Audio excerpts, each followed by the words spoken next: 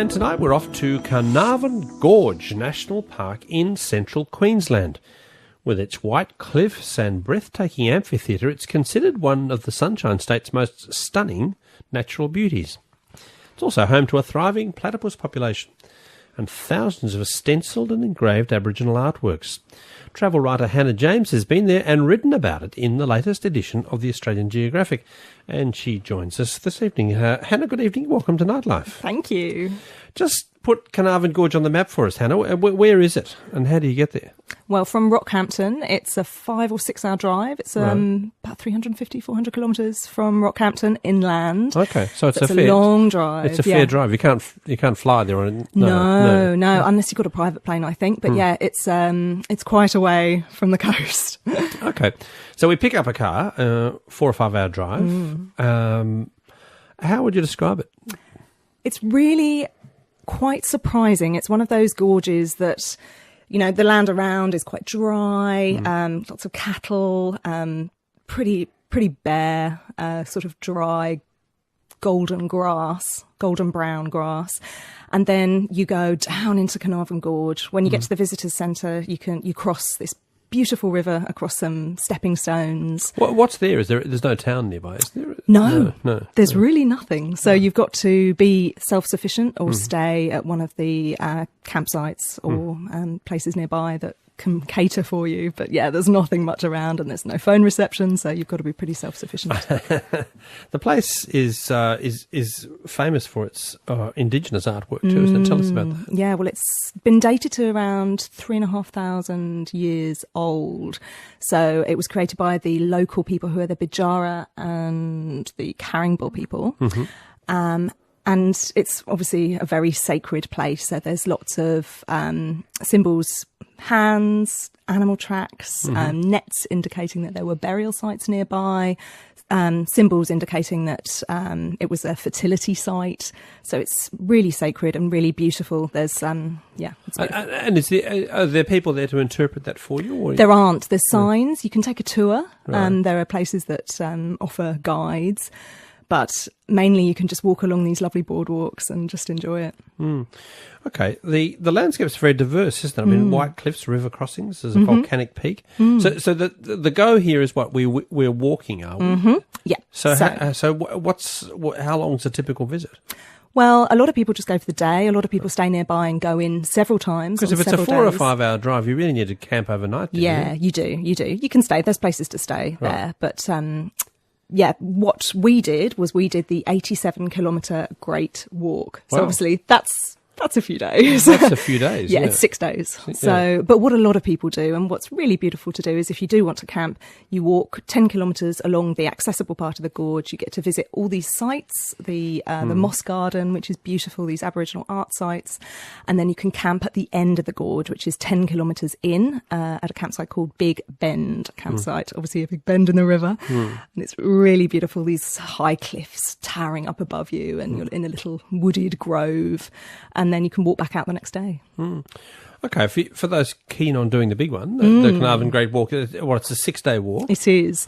And can you do it by yourself? You can, yes. And we did. I did it with a photographer for Australian Geographic. And day 2 is the killer because you've been walking along this beautiful gorge, and then day 2 you've got to get up. And when I say up, I mean up. It's a brutal climb, and you've obviously got a big backpack on. So you've got to take a pack with all your food and water and everything. That's it. Yeah, not water for the whole 6 days because there's designated campsites that you are encouraged to camp in, and there is water there. But you've got to take food for that. So it's a real bushwalker's adventure. Yes. Yeah, it is an adventure. It's beautiful. Once you're up out of the gorge, it is a little bit plainer. You know, it is the grassland. It is that sort of brown gold grass.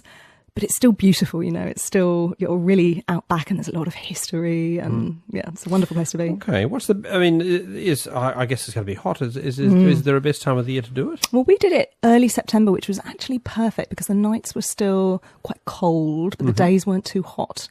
So shoulder seasons, I would say, spring, autumn are the best times to go. I think in the summer it's just much too hot in the day. Brutally hot.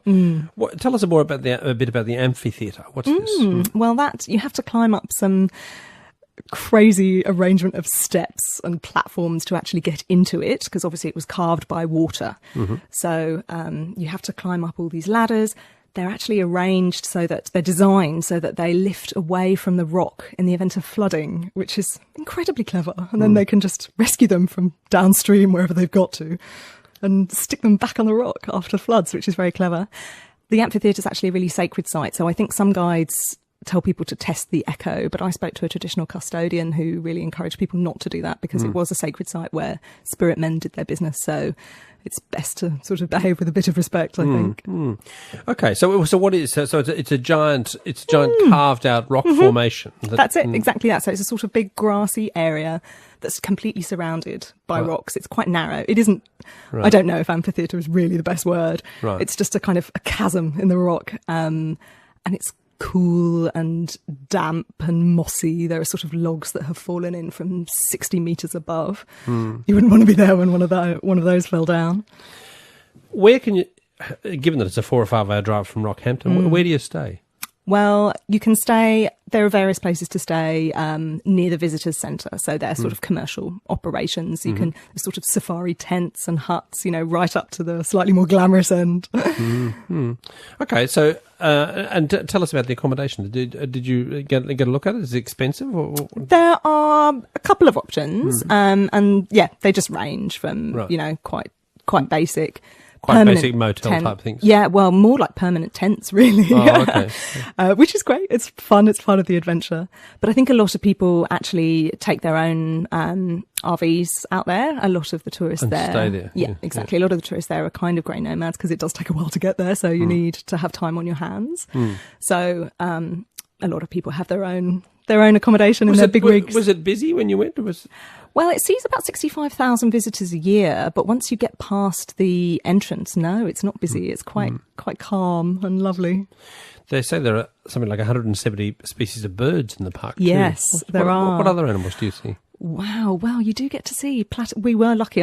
I think a lot of people get to see platypus at the right time of day, dusk or dawn. Did you see them? Yes, we did. We were so lucky. They're quite hard to see, actually. They're hard to see, yeah. They're hard to see. There's also rufous bettongs. There's lots of gliders. 5 of the 6 species of glider that Australia has are in the gorge. So you're almost guaranteed to see them in the night, and you can certainly hear them. They're pretty loud. Yeah, wow. Okay. Reading your account of the park, it sounds very pristine. And indeed sacred in lots of ways, with its indigenous significance. You do wonder whether we should be talking about it. Do we? Almost. Well, it wasn't something that I knew about, actually, considering that it's called one of the Great Walks of Australia. It wasn't anything that I knew about. But yeah, as I say, it does see 65,000 visitors a year. So a lot of people have managed to find out about it and visit it. There are some things that travellers should not do, shouldn't there? Like what? Well, you can't swim I think you can swim in some parts of the river, but obviously they're quite careful with sunscreen and bug spray and everything. They really don't want to pollute the river. So certainly there's quite, Moss Garden on a hot day can be pretty tempting, but they really encourage you not to swim there. Is that right? Why don't they want you to swim? To keep the water pure Right. and pristine, because obviously our sweat, our moisturiser, our sunscreen, our bug spray, everything can actually pollute the water and just flow downstream. Oh, okay. That's interesting. So isn't it? no swimming. Yeah. And you just got to be careful where you camp, obviously. You're supposed to camp in the designated campsites. That'd be okay, I presume. Apart from the second day, what's the rest of the days on the big walk like? Those are a bit less challenging on the legs. That's mainly walking through the grasslands. It's actually surprisingly easy to get lost sometimes, because some of the trail markers have been burned out from bushfires. And there are stray cattle. So, yeah, it's not quite as pristine as it might be. There are cattle stations around, and sometimes, obviously, cattle get out. So what you think is the path might actually just be a cow wandering around before you a few days ago. I guess, like all parks, it's got conservation challenges, has it? It does. What are they? Well, mainly that, feral animals. Stray cattle and feral animals. So there are wild horses, I believe, and wild pigs. We did see quite a lot of evidence of wild pigs, but I just think, there's only so many rangers and there's only so many hours in the day, so they work pretty hard, but there's only so much they can do. Yeah, okay. Well, it's Carnarvon Gorge National Park in central Queensland. It's basically a go-to and go away from place, is it? You wouldn't include? Would you include it on the way to somewhere?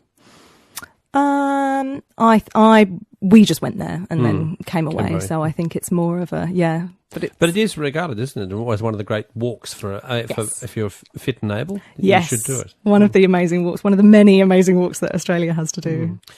All right, Hannah, great to talk. Thank you. Thank you very much.